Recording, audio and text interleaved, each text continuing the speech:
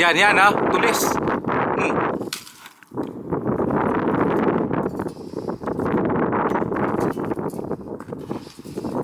Ayan, okay na yan, Dad B. Hindi na makakanin yan.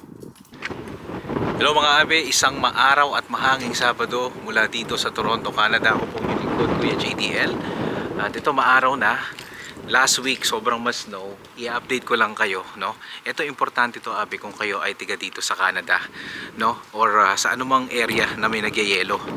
Importante yung lulod ng bahay. Hindi ko alam sa English eh. So nakikita nyo yun. Kanina sa bago magsimula yung video, pinapakita ko sa inyo yung tinatanggal namin ni Mrs. JDL na sa bubong namin. Dahil yan, no, yung mga icicle na yan, maganda lang siya sa umpisa. Pero pagka yun nakapark yung kotse nyo, may extra kayong sasakyan sa parking yung ganyan, no? Eh ano yan, delikado yan, no? Diyan na nangyari yung aming sasakyan noon. So nakita nyo sa mga kapitbahay namin. Ito pa yung sa mga, ito matindi to, abe, yung icicle na to. Ayan, oh. Kita nyo yan? Hindi lang delikado yan sa sasakyan, delikado rin yan sa ano nyo, sa safety nyo ng mga kayo, mga kapamilya nyo. Kaya importante yan tinatanggal. O ito, may nakapark dito sa sasakyan.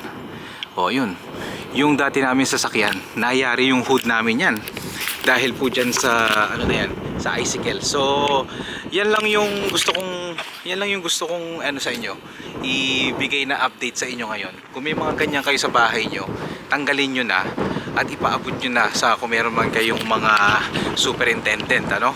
At kung kayo naman ay nasa condo, hindi nyo na problema yan dahil nasa loob naman kayo yung mga sasakyan nyo sa mga parking, no? Pero kung kayo po ay nasa townhouse at may sarili kayong bahay o umuupa kayo sa basement, no, or sa bahay, yan po ay kailangan yung tingnan.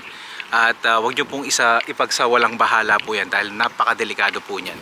Okay, yun lamang po mga abe. Ako po ulit ang inyong lingkod. Best regards, Kuya JDL. Bye bye.